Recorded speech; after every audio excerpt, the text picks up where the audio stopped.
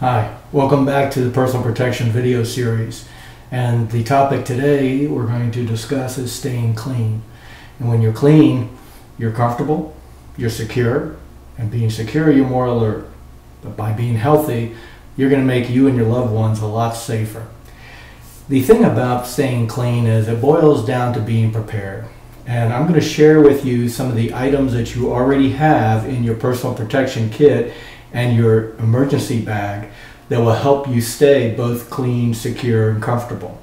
But we have to understand what are some of the things that will harm us or will make us ill or contract a disease, because that's what it boils down to. If there's a disease that is out there, either in the form of your water, like bacteria or a virus, or an airborne disease that can travel in droplets or in the humidity of the air, simply because of someone sneezed nearby, or that you're in a plane and some of the recirculated air is being contaminating the environment around you and you're breathing it in.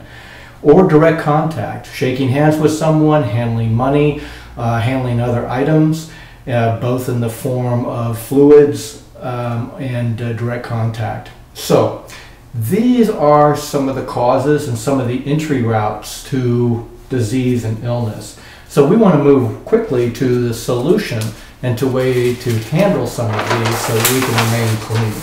So when we talk about fluids, blood, sweat, and tears, and that's not a rock group for you old people like me.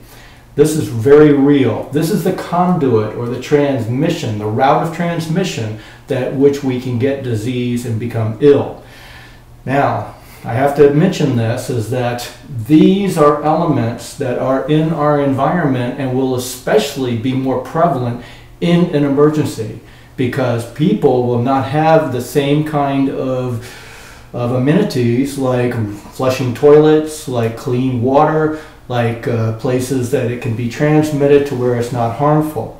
So in an emergency, some people may not realize that their feces contains a lot of infectious agents, as well as their vomit and their urine.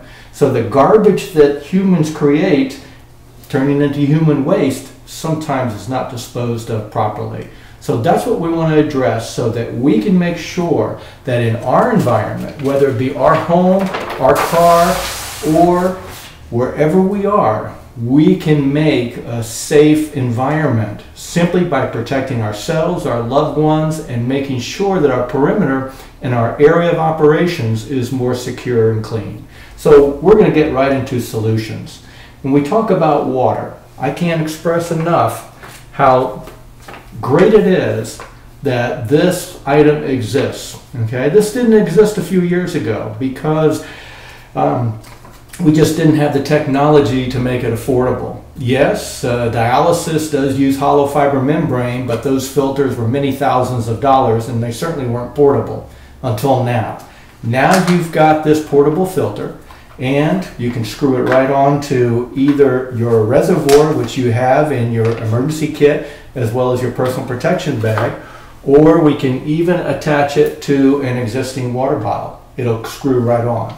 And even though this water can be contaminated, or this water we've gotten from a river or a lake or some kind of contaminated body of water, once it passes through this filter, it becomes clean.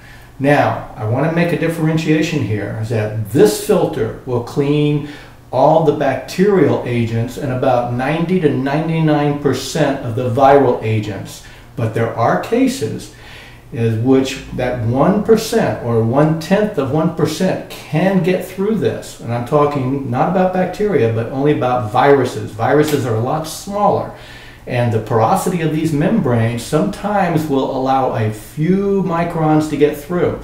Is it enough to make you sick? Maybe in a compromised health, you might get sick.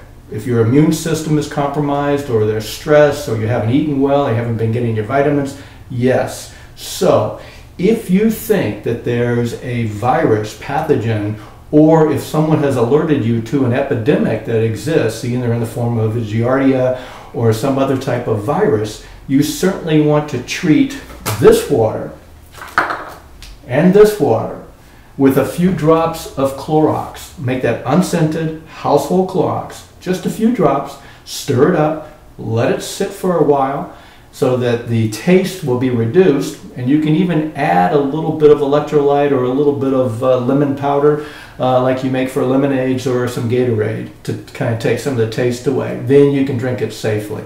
But for 99% of your water, okay, and the instances, this will be fine. So you've got this already in place. So we've got pure water. So we've solved 90% of the problem as far as staying healthy and clean.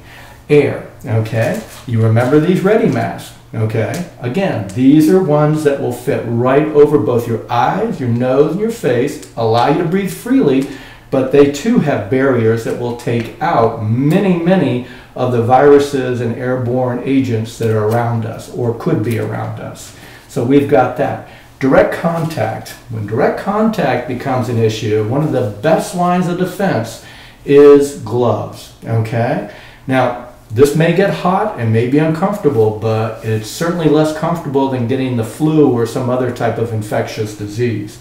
Another way to treat our hands and the things that we come in direct contact with is alcohol swabs, okay? These are just pads that you can open right up, and they have moist alcohol on a little dressing, and you can just wipe your hands, or you can wipe the surfaces that you're about to touch, and that would clean these. Here's another one with a little bit of aloe in it. It does have alcohol, and we can even apply some hydrogen peroxide if we have an open wound and we want to irrigate or clean that out, and this will also kill some but not all of the agents. So the best line of defense is make a barrier between yourself and the disease, treat your hands or the things that you touch often, and stay protected as far as eliminating the routes of introduction into your body.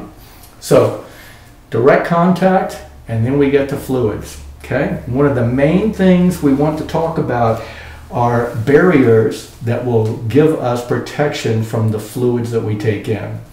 And I'm going to show you something that you probably have in your home, and it doesn't have to be a nice colorful shovel like this. It could be a spoon, it could be a piece of stick. What I'm talking about is getting rid of your waste in a very efficient, effective, and permanent way. And burying waste is one way to treat it, okay? We do want to bury it away from any source of water that we might come back to and want to rehydrate from. There's another way too. We can take the plastic bags that hold some of our items and actually put the feces or the urine or the vomit or whatever fluid we're talking about, put it in, seal it up, and then bury it. A lot more effective barrier. Will this decompose and break down? Yes, but it'll take a long time for it to do so. Another way of doing this is adding some kind of agent like kitty litter or lime or some other type of agent that will break down the waste matter and allow it to be rendered harmless. So you've got a number of different avenues and a number of different methods for keeping yourself clean, secure, comfortable. And I'm going to share with you at the end of this video some other options on remaining clean and healthy. Thank you very much for your time.